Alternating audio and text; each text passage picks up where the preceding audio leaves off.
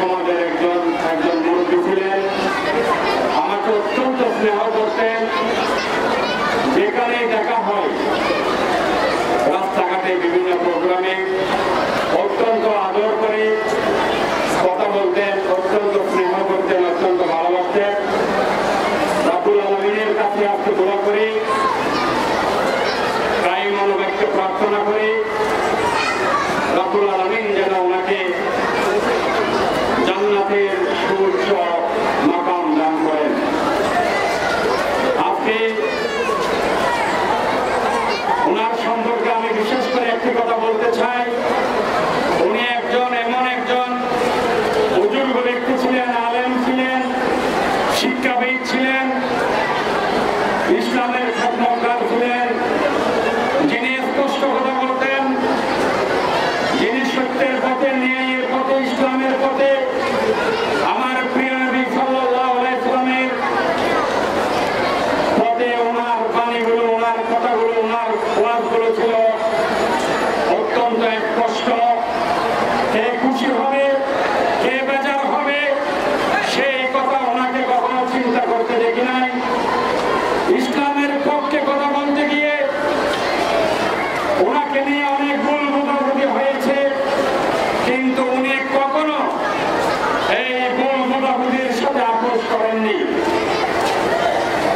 আমার রাসূলের কথা, কোরআনের কথা, হাদিসের কথা বলতে গিয়ে আমরা অনেকে বেজার হয়েছি, আমরা অনেকে কষ্ট পেয়েছি। তার কারণ আমাদের পথ সঠিক ছিল না, হুজুরের পথ ছিল সঠিক পথ। আল্লাহ এবং আল্লাহ রাসূল যেটা বলেছেন সেটা প্রচার করতে গিয়ে, প্রকাশ করতে গিয়ে, সেটা বলতে গিয়ে উনি কখনো সাহস করেননি। উনি কখনো ইসলামের পক্ষে কথা বলতে গিয়ে কারোর সাথে আপোষ করেননি। এমনকি আমরা অনেক উদাহরণ দেখেছি। আমাদের অনেক বিতর্কিত বিষয়ে অনেক ওলামায়ে কেরাম যেটা বলেছেন, একমত হয়েছেন।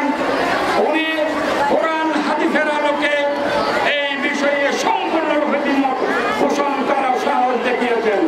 সেরকম অনেক ঘটনা আমরা দেখেছি। এরকম আলেমী দ্বীন, স্পষ্টবাদী মানুষ, সাহসী মানুষ আমরা আর পাবো কিনা জানি না। আজকে বিশেষ করে বাংলাদেশের রাজনৈতিক প্রেক্ষাপটে যাদের অবস্থান ইসলামের বিরুদ্ধে,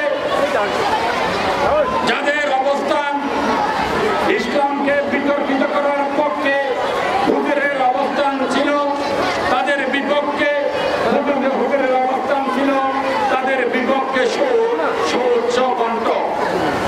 আজকে আমি সংক্ষিপ্ত সময়ে এটুকু বলি, আমরা ওনার জন্য দোয়া করি। আমাদের এই ওনার যে প্রতিষ্ঠান, এই ফয়জুল বাড়ি সিনিয়র মাদ্রাসা, সারা জীবন অনেকে এখানে কাটিয়েছেন। আমরা যদি ওনাকে ভালোবাসি, এই প্রতিষ্ঠানকে ভালোবাসতে হবে, এই প্রতিষ্ঠানের মঙ্গল কামনা করতে হবে। আমরা এই প্রতিষ্ঠান যাতে দিন দিন আরো উন্নতি করতে পারে, আমরা সবাই সব যার যার অবস্থান থেকে ভূমিকা রাখবো। আজকে হুজুরের সুযোগ্য সন্তান মাওলানা রাজাউল করিম সাহেব বলতেছিলেন, আজকে আমি এখানে আমাদের অনেক মেয়ে সন্তানকে দেখতে পেয়ে আমি খুব খুশি হয়েছি। হুজুরের ছেলের কাছ থেকে শুনতে পেলাম হুজুরের স্বপ্ন ছিল এখানে একটা মহিলা শাখা করা হবে। ওনার জীবদ্দশায় উনি সেই স্বপ্ন বাস্তবায়ন করে গেছেন। আল্লাহ রাব্বুল আলামিন ওনাকে যেন জান্নাতবাসী করেন, আমি আমার সেই জন্য দোয়া করি।